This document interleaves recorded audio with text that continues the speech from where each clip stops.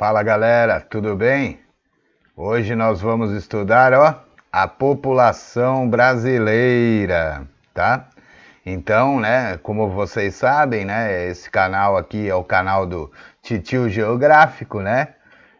Estamos aqui para ensinar geografia, para tirar as dúvidas de vocês. Hoje o tema é a população brasileira, tá? Então vamos começar aí. Pergunta número 1. O que proporcionou um aumento da expectativa de vida em nosso país, né? Então vamos lá. Avanços na medicina, maior acesso à saúde pública, acesso à aposentadoria e melhorias sanitárias contribuíram para um aumento de expectativa de vida no país, além de programas sociais como o Bolsa Família, né? Então vamos falar um pouquinho aí, né? O nosso país é um país subdesenvolvido, né? Durante uma época aí, durante alguns anos atrás aí, ele era um país em desenvolvimento, né? Mas segundo alguns estudos aí, segundo a ONU, né, nós voltamos a ser um país subdesenvolvido, né? Deixamos de ser um país em desenvolvimento e hoje estamos apresentando índices aí, né, que nos levam a ser novamente um país subdesenvolvido, né?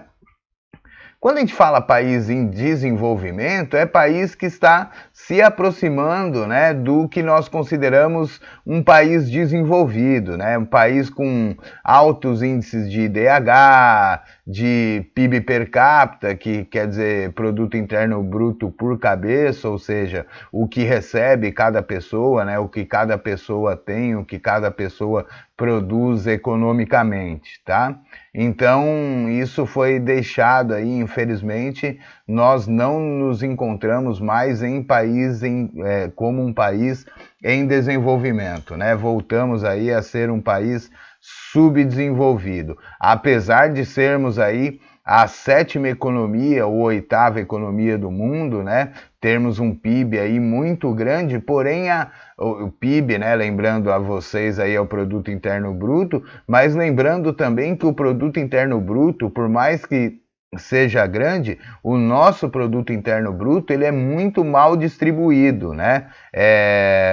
E essa distribuição errada, essa distribuição ruim, faz com que nós tenhamos então índices parecidos mais com os países subdesenvolvidos do que com os países desenvolvidos, né?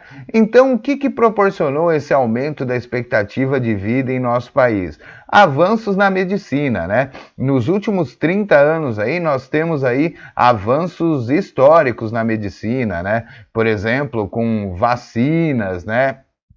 De problemas aí de saúde que eram até anos atrás aí fatais, hoje nós já temos vacinas, medicamentos, avançamos muito também na fabricação de medicamentos e tratamentos novos aí para vários tipos de doenças, né? Aqui no Ocidente a gente tem a mania de tratar tudo com remédio, né?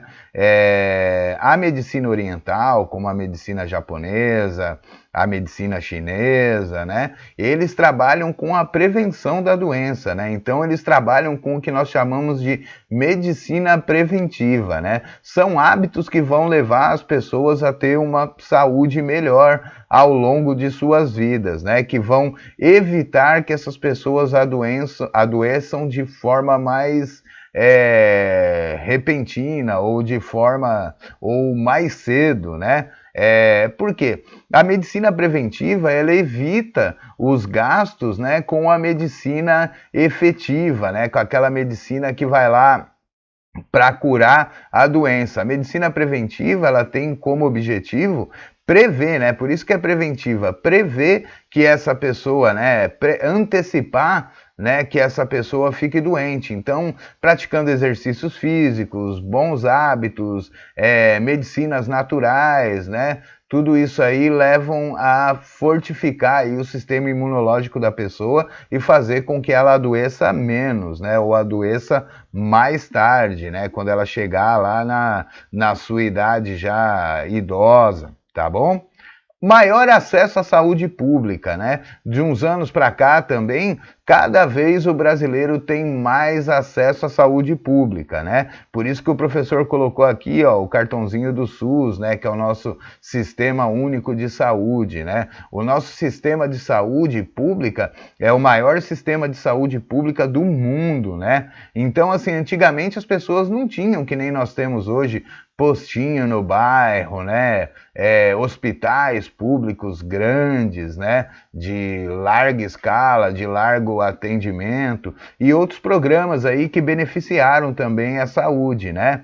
O SUS é de suma importância para o Brasil, né? Principalmente agora, nessa época aí que nós estamos vivendo essa pandemia, tá? Infelizmente, aí, não só o governo atual, como governos anteriores também, diminuíram, né, a verba da medicina, né, a verba em pesquisas, a verba destinada ao SUS, né, não estou julgando governos, né, porque não é uma prática exclusiva desse governo atual, mas de governos anteriores também, né.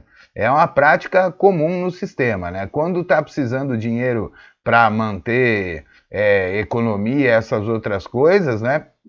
Geralmente eles tiram primeiro da saúde, da educação e da segurança, que é justamente o que faz o carro-chefe de eleição desses políticos, né? Eles, durante as campanhas, eles estão lá batendo na tecla da saúde pública, da segurança pública, da educação pública, porém, né, efetivamente nós não temos esse resultado, né? Nós temos aí, ao contrário, leis aí que desfavorecem esses setores e fazem com que esses setores sejam, né, cada vez menos eficientes, né?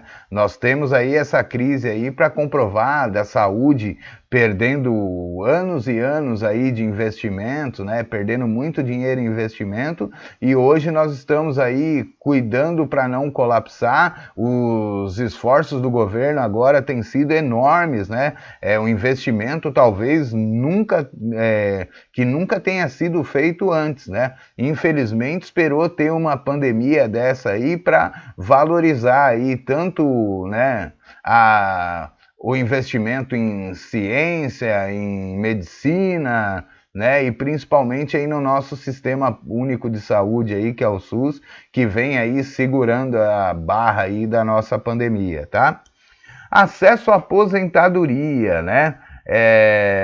Esse acesso à aposentadoria permitiu que as pessoas, né, trabalhassem não até tão tarde assim, né? Infelizmente agora nós tivemos reformas aí que modificaram, né, a Previdência Social, que nós chamamos, né, o órgão responsável pela aposentadoria, né? Então hoje o brasileiro voltou a se aposentar mais cedo, mas, né, quando nós tínhamos ali a questão da aposentadoria lá por tempo de serviço, que eram 30 anos de serviço, isso permitiu também que as pessoas trabalhassem menos, né, e tivessem uma renda fixa, o que, né, facilitava a vida dessas pessoas, porque uma pessoa idosa trabalhando, com certeza ela tem muito mais riscos de adoecer do que uma pessoa que pode dedicar o seu tempo à sua saúde, à prática de exercícios físicos e outros hábitos aí que nos permitem, né, que nós tenhamos aí uma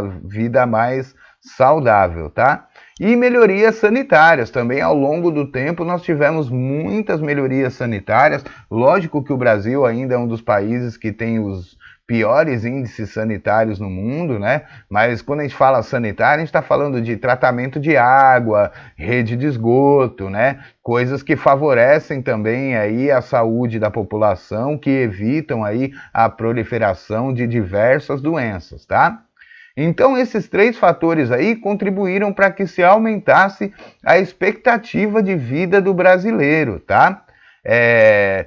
E programas sociais também, como o Bolsa Família, né? O Bolsa Família também é um programa social bastante importante aí, que vem ajudando famílias aí a terem aí, né, um reforço nas suas rendas aí para melhorar a qualidade de vida, né? Muitas pessoas sem acesso às vezes a um trabalho, o Brasil sofre, né, de um desemprego crônico aí há um tempo já, né?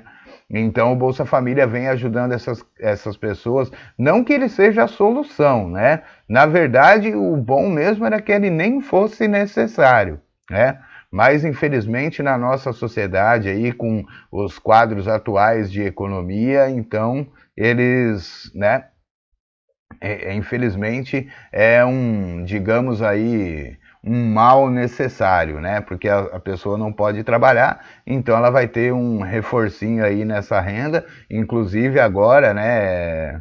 Essas pessoas tiveram, desde o ano passado, eu acho, acesso ao 13º do Bolsa Família, né? O que ajudou aí bastante famílias carentes, tá? Continuando então, olha só, aí o professor pôs um cartãozinho, né, do programa Bolsa Família aí, que também ajudou aí na expectativa de vida e melhorou aí a vida de milhares de brasileiros, né? Como eu disse anteriormente, né, não que seja o ideal, né, mas é uma forma aí que o governo encontrou de ajudar essas famílias aí que passam por essa crise de desemprego e por essa recessão econômica que o Brasil atravessa, tá? Número 2, o que nos mostra a atual pirâmide etária brasileira, né? Aí aqui no texto, né, o professor colocou como resposta que nos mostra um envelhecimento da população, né? Então a população brasileira agora está atingindo idades maiores, né? Morrendo mais tarde, vivendo mais, tá? E uma diminuição nas taxas de natalidade, né, que é a taxa de nascimento, né, de pessoas, né, a cada grupo de 1.000 pessoas, e fecundidade, né, que é a taxa de é a capacidade reprodutiva da mulher, né, da sua adolescência até a sua fase adulta, aí, até mais ou menos, se eu não me engano, acho que é considerado até 49 anos, né? Então, desde dos 15, 16, né, quando começa aí a sua idade reprodutiva, até os 49, 50, quando ela começa a declinar ou encerra, né? Tornando-nos um país em processo de amadurecimento etário, tá? Então aqui, pessoal, nessa imagem da pirâmide etária do Brasil, a gente pode ver aqui, né? Como é que a gente analisa uma pirâmide etária? A gente sempre tem que ler a gente sempre tem que ler as legendas, né? Para a gente poder entender gráficos e entender mapa também, né? Então vamos ler juntos aqui, ó. Essa pirâmide etária é do Brasil de 2012 a 2018, né? Justamente para a gente poder corroborar aqui o que está escrito, né? O que o professor colocou aí como resposta para vocês, tá? Então vamos dar uma olhadinha aqui, ó. Em amarelinho aqui está Homens 2018 e em verdinho aqui está Mulheres 2018, né? E aqui nós temos aqui a faixa etária, ó, de 0 a 4 anos, de 5 a 9, de 10 a 14, né? A pirâmide etária é o gráfico responsável por mostrar, né, desnudar aí a população, como ela está distribuída de acordo com a idade, de acordo com o sexo, tá? Sexo masculino e sexo feminino, né? Não gênero, mas sim sexo, tá? Então vamos dar uma olhadinha aqui, ó. De 0 a 4 anos nós temos aí, ó, uma faixa bem grandinha aqui, né, considerável, né? Então isso indica que nós temos uma natalidade alta. Ela diminuiu, né, de uns anos para cá, mas ela continua sendo uma taxa de natalidade alta, né? Essa aqui é a atual, de 2018. Essa era como era em 2012. Isso comprova que ela vem caindo, tá? Mesma coisa aqui quanto às mulheres, no verdinho, ó. Em 2012 ela era maior do que ela é hoje em 2018, tá? E assim sucessivamente, né? E aqui a gente pode perceber, quando a gente vai avançando aqui né, na faixa etária, avançando na idade, que nós tivemos um envelhecimento também, ó. Aqui a gente pode ver aqui, ó, de 50 a 54 anos, né, que em 2012 ela estava aqui e hoje ela cresceu, né? Mesma coisa com as mulheres também, né? O ritmo de a sobrevida da mulher aumentou mais do que a sobrevida do homem, como a gente pode olhar aqui, 80 anos, né? Aqui no 80 anos ou mais, nós temos um grupo maior de mulheres de 80 anos ou mais, né? Ó, em 2012 estava aqui e para 2018 já aumentou. E o número de homens ficou quase o mesmo, né? Então isso significa que, né, a nossa pirâmide etária, ela está sim, né, sendo modificada por diversos fatores que a gente vai elencar um pouquinho mais para frente, tá?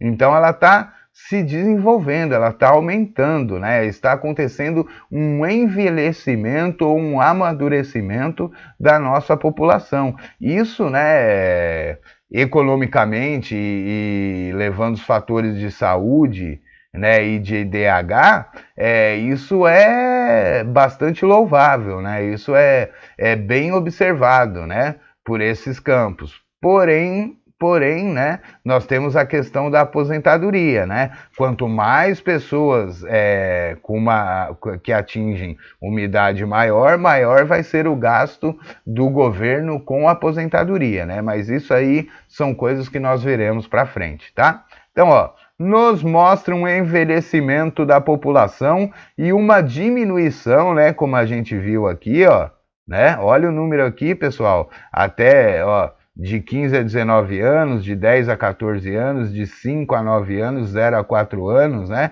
Então nós temos uma diminuição nas taxas de natalidade e de fecundidade no país, né? Tornando-nos um país em processo de amadurecimento etário, né? Ou então de envelhecimento. Beleza, pessoal? Vamos passar para a próxima. Número 3, o que é expectativa de vida? Como ela se apresentava no passado e como ela se apresenta nos dias de hoje, tá? Então, ó, o que é expectativa de vida? É o índice que calcula aí, né, o número de anos que as pessoas viverão, né? Faz uma média, né, da idade lá, se orientando, se baseando pela pirâmide etária, para ver quantos anos aí a população brasileira vive, né? Quantos anos as pessoas viverão. Lembrando assim, né, que a tendência é sempre melhorar. Nem sempre é a realidade, mas a tendência é que nós tenhamos aí uma faixa de idosos aí dentro da pirâmide etária cada dia melhor. A esperança é essa, cada dia maior, né? Que as pessoas envelheçam com qualidade, né, de vida, com qualidade de saúde, que elas possam atingir, né, idades maiores, né, que elas morram mais tarde, que elas possam viver mais, né? Isso aí, se a gente pegar, por exemplo, uma pirâmide etária de um país desenvolvido, né, de um país, por exemplo, do grupo do G7, que são os países mais desenvolvidos economicamente, a gente vai ver que a pirâmide etária deles tem um envelhecimento bem amadurecido, bem grande, né? Já devido a políticas econômicas e sociais que eles praticam, né, que levaram a esse envelhecimento da população. Então, esse envelhecimento da população, de modo nenhum, ele é ruim. Ao contrário, ele é muito bom e ele é um indicativo econômico também, tá? Quando a gente faz um comparativo entre pirâmides etárias de países desenvolvidos e de subdesenvolvidos, quando a gente vê lá um envelhecimento da população, é sinal que aquela pirâmide etária é de um país desenvolvido, tá? Quando nós temos envelhecimento da população, um grande envelhecimento da população, é que aquele país é um país saudável economicamente, tá? Então vamos lá. Refere-se ao número de anos que as pessoas viverão, né? Quanto expectativa de vida, é esperar quantos anos as pessoas viverão em uma determinada localidade, né? Aqui no Brasil, gente, olha só, Nos anos 40, nossa expectativa de vida era de 41,5 anos, era muito baixa, né, pessoal? Então a média, a maioria das pessoas morriam lá na faixa dos 40, né, até os 50 anos de idade, que é um absurdo, né? É uma pirâmide etária muito ruim, né? Comparável aí com países que estão atravessando guerras, por exemplo, ou problemas de saúde muito grande, né? Por exemplo, agora com a pandemia, Deus me livre e guarde, né? Ninguém torce para que isso aconteça, mas pode ser que a nossa pirâmide etária tenha um diferencial se nós não conseguimos controlar a pandemia, tá? Pode ser que a nossa, né, expectativa de vida desça se houver um descontrole, que se Deus quiser, né, e nós torcemos para que o governo tome atitudes necessárias aí para que isso não aconteça, para que esse vírus não exploda, né? Uma dessas atitudes é o que a gente está vivendo agora, que é educação online, tá? Então vamos lá. Nos anos 40, nossa expectativa de vida era de 41,5 anos, muito ruim, né? Hoje, ela está em 76,3 anos. Para o pessoal aí que estuda comigo, né? Eu, lá no caderno, lá, se eu não me engano, a expectativa de vida que o professor colocou lá para vocês gira em torno de 71 ou 73 anos, né? Só que aquilo lá eram dados desatualizados, né? Então o professor está colocando aí o dado mais atualizado de hoje aí, que a nossa expectativa de vida gira em torno de 76,3 anos, né? Ou seja, 76 anos e 3 meses. Tá, pessoal? Vamos para a próxima aí, número 4. Como é representada a pirâmide etária em países subdesenvolvidos como o nosso, né? O professor já falou lá que nós estávamos, né, considerados aí pela ONU como um país em desenvolvimento, e agora, com a realidade econômica do país, né, não só econômica como política e outros fatores aí, nós voltamos a ser considerados, né, um país subdesenvolvido, né, que apresenta subdesenvolvimento, ou seja, índices muito importantes para medir a qualidade de vida das pessoas em um determinado país, como o IDH, que é o Índice de Desenvolvimento Humano, o Índice de Gini, que é o Índice de Desigualdade, o PIB per capita, que é o Produto Interno Bruto por cabeça, né? Esses nossos índices aí vêm diminuindo aí com o passar dos anos aí, depois da década de 2000, né, de 2000 a 2010 aí, nós tivemos um crescimento muito positivo e hoje nós estamos numa descendente, tá? Então vamos lá. Como é representada a pirâmide etária em países subdesenvolvidos como o nosso? Altas taxas de natalidade, né? A gente pode olhar por aqui, ó, azulzinho homem, vermelhinho mulheres, né? Ó, taxa aí de natalidade de aproximadamente aqui, ó, de homens, 3 milhões, né? Isso aqui, né, pessoal, a gente estava falando aí sobre 1940, tá? Esse é o exemplo que o professor pegou aqui, mas só para falar, né, de um país subdesenvolvido como era o Brasil na ocasião, ainda o é, mas, né, a gente está um pouquinho melhor do que isso aqui, né, do que essa pirâmide, né? E aí, ó, 3 milhões aproximadamente aí de mulheres também, tá? Então estava bem parelho aí. Então, altas taxas de natalidade e fecundidade, que eu já expliquei para vocês anteriormente o que são, né? E baixo índice de envelhecimento populacional. Vamos olhar aqui o topo da pirâmide. Olha, gente, muito pouco, ó.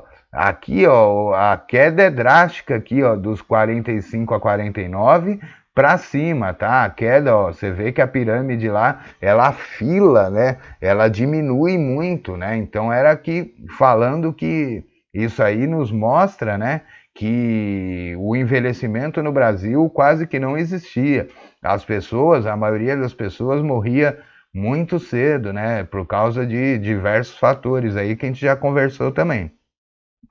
Então, toda vez que eu olhar para uma pirâmide etária, né, e ver que ela tem a base muito maior do que o seu topo, né, então eu estou analisando a pirâmide etária de um país subdesenvolvido, tá? Então, ó, altas taxas de natalidade e fecundidade e baixo índice de envelhecimento populacional ou número de idosos reduzido, né? Ou então, né, vamos trocar em miúdos aí para uma linguagem mais coloquial, as pessoas morriam mais cedo, tá, pessoal?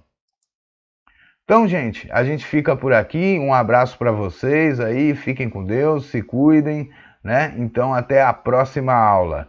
Tchau, tchau, pessoal. Até mais.